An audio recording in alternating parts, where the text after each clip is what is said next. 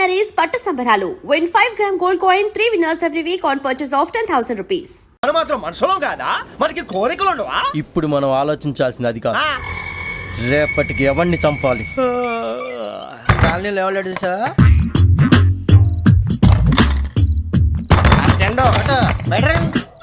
నువ్వా వెంకీ? ఏంటి వెంకీ ఈ టైంలో వచ్చా? నీతో మాడే పని ఉంది, చెప్తా. ఏ బాగా నిద్రొస్తుందా?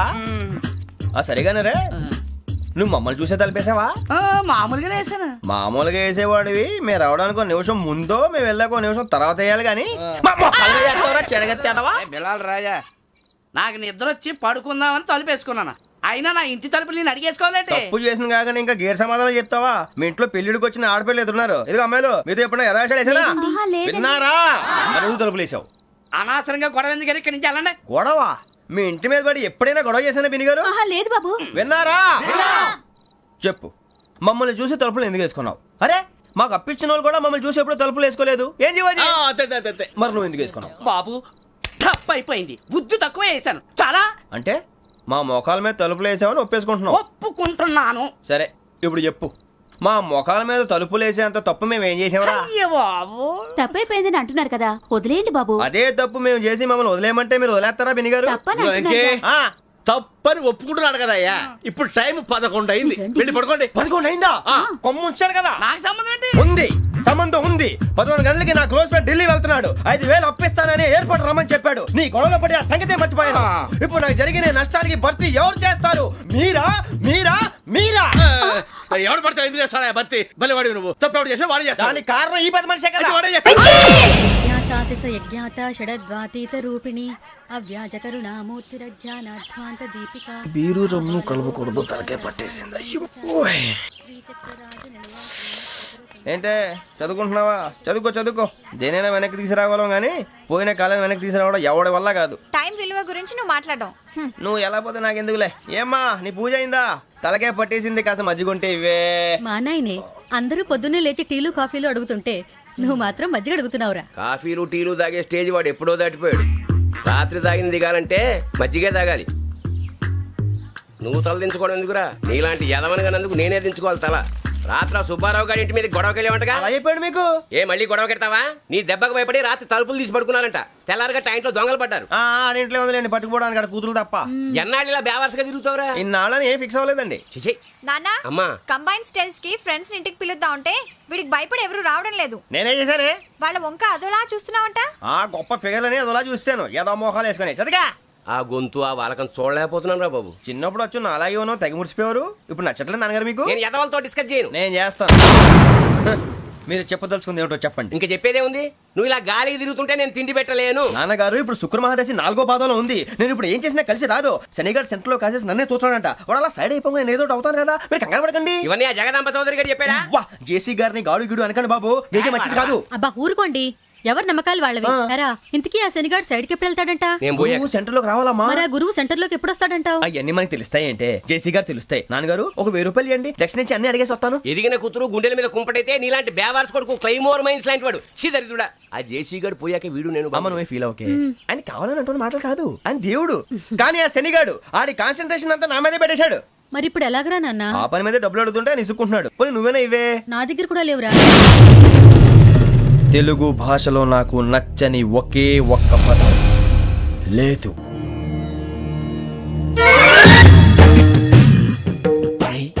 కళ్ళు మూసుకుని ఉన్నాడు, కొంపదీసి నిద్రపోతున్నాడేంటి?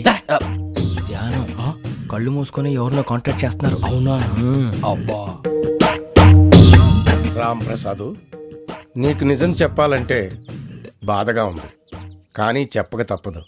ఎందుకంటే అది నిజం కాబట్టి. Correct sir, correct. ఏంటి సార్ అది? నీకు 40 ఏళ్ళు వచ్చే వరకు కష్టాలు తప్పవు గురూజీ. అవి మామూలు కష్టాలు కావు, అష్ట కష్టాలనే చెప్పాలి. ఉదాహరణకు అవి ఎలా ఉంటాయంటే, దొరక్క నీకు ఫుడ్ దొరికితే అది నీ నోటికందే లోగా నీ కాలో నీ చెయ్యో తగిలే మట్టిపాలైపోతుంది. నీ వాకలికి తట్టుకోలేక అప్పు కోసం ఎండను పడి వెళితే అక్కడ తాళం వేసి ఉంటుంది.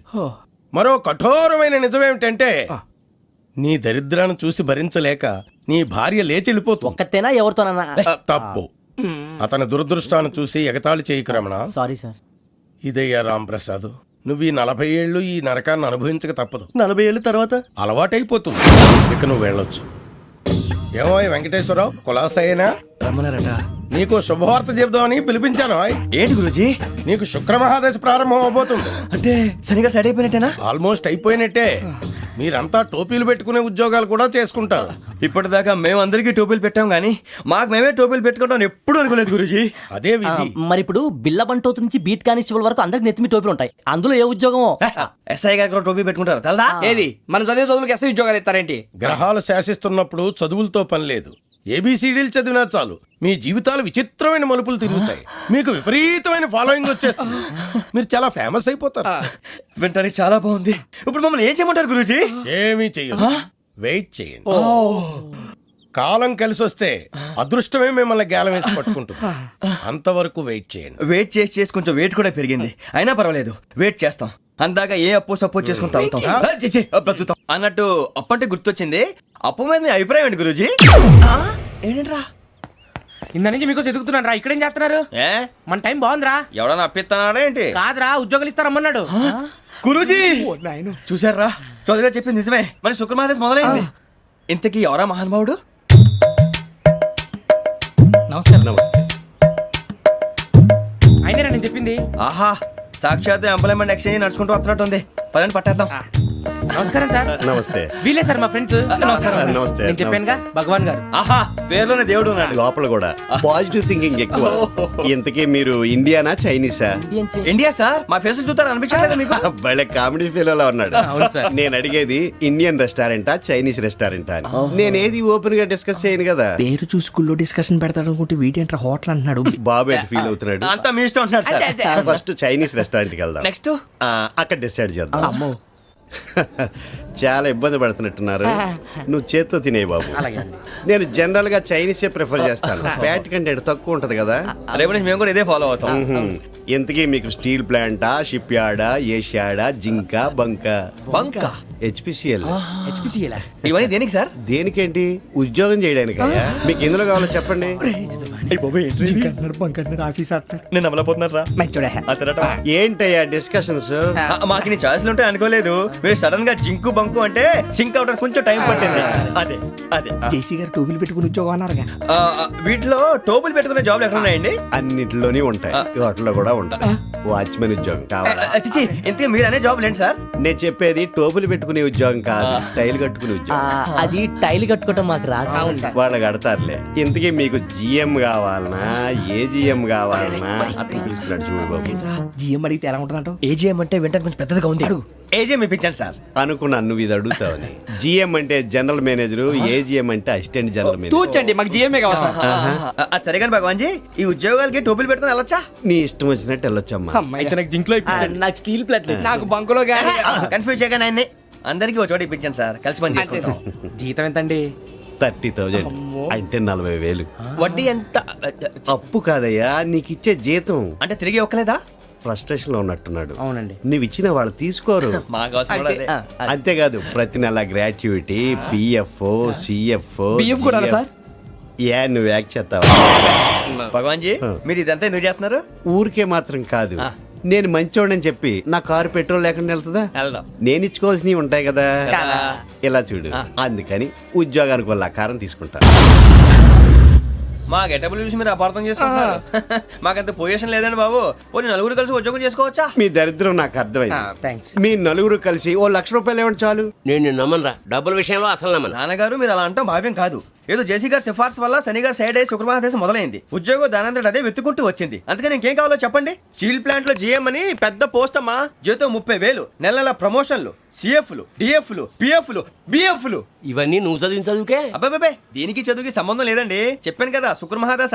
అది దాని పవర్ అనుకోండి, ఎఫెక్ట్ ఈ అనుకోండి. రోజుల్లో కూడా గ్రహాలు ఎట్లా nonsense? అబ్బా ఏంటండి వాడన్న ప్రతిదాన్ని ఇలా కొట్టి పడేస్తారు. చిన్నప్పటి నుంచి లక్షలు పోస్ట్ చదివించారు.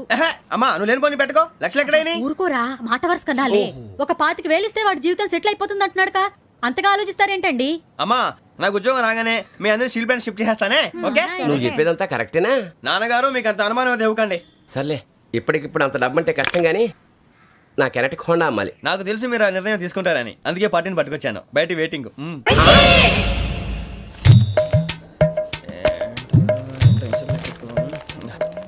ఇవ్వండి. భగవాన్ జీ మీతో నాకు కుదరదండి, మీరు తేడా మనుషుల్లా ఉన్నారు. చూడటానికి అలా కనపడతాం కానీ తేడా మనుషులు కాదండి. ఇది ఎంతో లెక్క పెట్టండి. 5,000 తగ్గిందండి. ఆ విషయం నాకు ముందు చెప్పాలి కదా, ఇది తేడాతనం కదా. సర్దుబాటు కాక జరిగిన పొరపాటు. మా దరిద్రం మీకు తెలియంది కాదు. మీ ప్రాబ్లమ్స్ నాకు అనవసరం అండి. ఇప్పటికే మీ మూలంగా 3 లక్షల బొక్క తెలుసా. మీరు ఫేస్ అంత చిరాగ్గా పెట్టకండి. రే ఆ గొలుసు ఎవరా? తొందరగా ఎవరా, ఆయన కోపం వస్తుంది. ఇదిగో తీసుకోండి. వద్దండి, తీసుకోండి, please. వద్దండి. భగవాన్ గారు తీసుకోండి సార్ ప్లీజ్.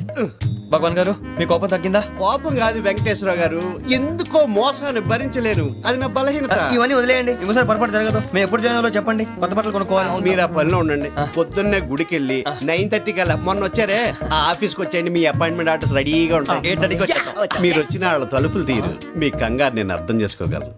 ఇంతకాలం పని లేక స్తంభించిపోయిన మీ జీవితాలు ఇక నుంచి వేగం పుంజుకుంటాయి. ఆయన ఉన్నారా? ఎవరు? భగవాన్ గారు. మీరెవరు? ఆయన క్లోజ్ ఫ్రెండ్స్. సరే లోపల రండి. పదా సార్ వీళ్ళు భగవాన్ క్లోజ్ ఫ్రెండ్స్ అంటారు. సరే నువ్వు వెళ్ళి నేను మాట్లాడతా. సార్ మీరంతా భగవాన్ స్నేహితులా? అవును, అలాంటి స్నేహితులు ఉన్నందుకు గర్వపడుతున్నాం. సరే ఏంటి సంగతి? ఏముంది, మా అపాయింట్మెంట్ ఆర్డర్ చేస్తే పట్టుకులు చేరిపోతాం. ఈ రోజు గురు పౌర్ణమి, మంచి రోజు. అపాయింట్మెంట్ ఆర్డర్ ఏంటి? మీకు అందాల్సిన నీకు అందనట్లేదు. ఏంటది? ఏంటంటావేంటి? ఒక్కోడు 25,000 ఇచ్చాం. భగవాన్ గారి హెల్పింగ్ నేచర్ కాబట్టి తక్కువ రేటుకి ఒప్పుకున్నాడు. ఇంతకీ ఇది ఏ ఆఫీసో మీకు తెలుసా? తెలుసుకోవాల్సిన అవసరం మాకు లేదు. కానీ చెప్పాల్సిన అవసరం మాకుంది. యాంటీ కరప్షన్ బ్యూరో అంటే అవినీతి నిరోధక శాఖ.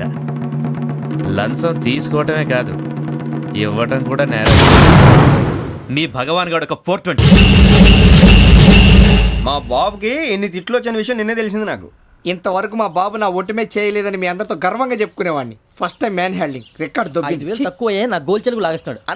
అరే కోపడకండి రా, వాడు ఇక్కడే దొరుకుతాడని మా ఫ్రెండ్ చెప్పాడు. తొక్క దొరుకుతాడు. మీకు జింక్ లో కావాలనా, బంక్ లో కావాలనా, స్టీల్ ప్లాంట్ లో కావాలనా, షిప్ యార్డ్ లో కావాలనా? అంటే ఎక్కడ పడితే అక్కడ ఇప్పిస్తారా సార్? ఎక్కడ పడితే అక్కడ, ఎలా కావాలంటే అలా చేసుకుందాం, ఇబ్బంది ఏమీ లేదు.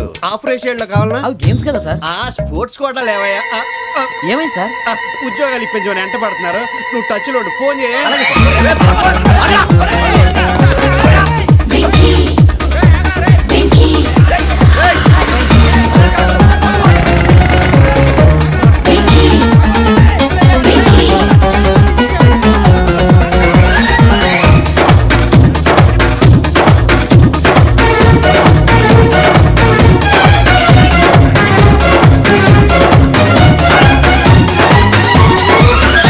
On your marks set go.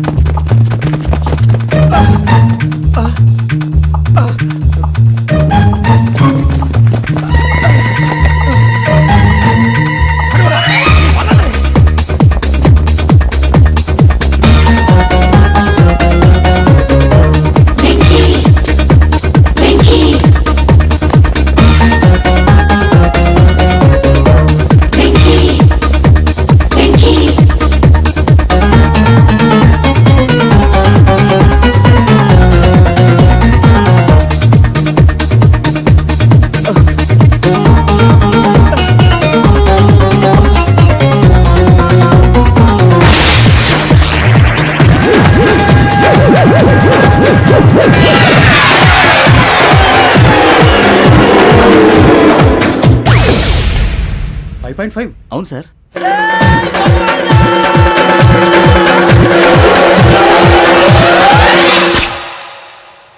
Great.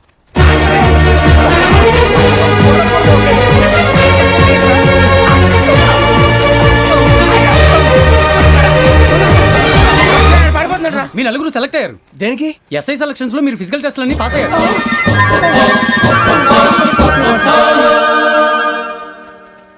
కానీ మేము అప్లై చేయలేదు సార్.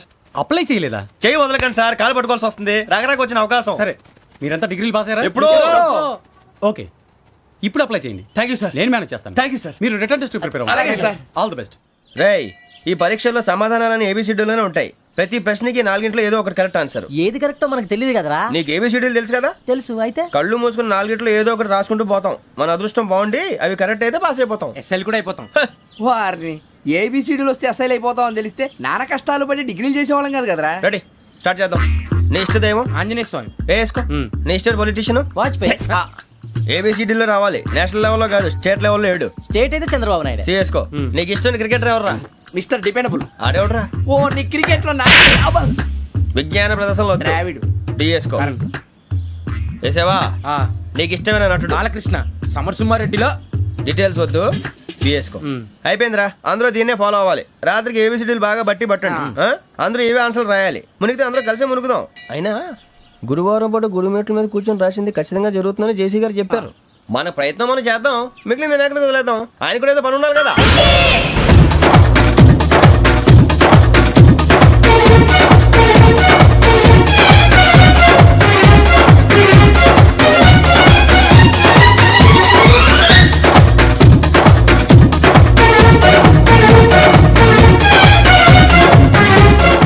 వెళ్ళిపోతున్నారు. మేము దేవుడిని నమ్ముకున్నాం, అందుకే ఫాస్ట్. వాళ్ళని నమ్ముకున్నారు, అందుకే లేట్. అర్థం కాల. మా కాన్సెప్ట్ నీకు అర్థమైతే గుండా సత్తావు. వస్తా.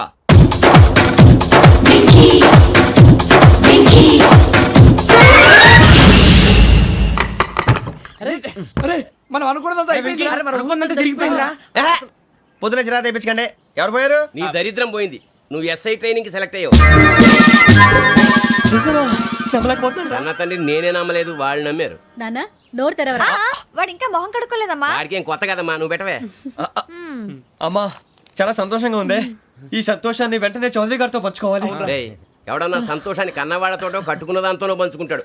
నువ్వు మాట్లాడితే దరిద్రుడు జేసీ గారితో. నాన్నగారు మీకు 1,00,000 సార్లు చెప్పాను అనే అనొద్దని. నేను ఈ రోజు పొజిషన్కి వచ్చానంటే ఆయనే కారణం. జగదాంబ చౌదరి గారు అంటే దైవాంశ సంభూతుడు. అయితే వెళ్ళి అదే వెళ్ళి ఆయన కాళ్ళమివ్వడు. మీరు మామూలు మనుషులు కాదు స్వామి. టోపీలు పెట్టుకుని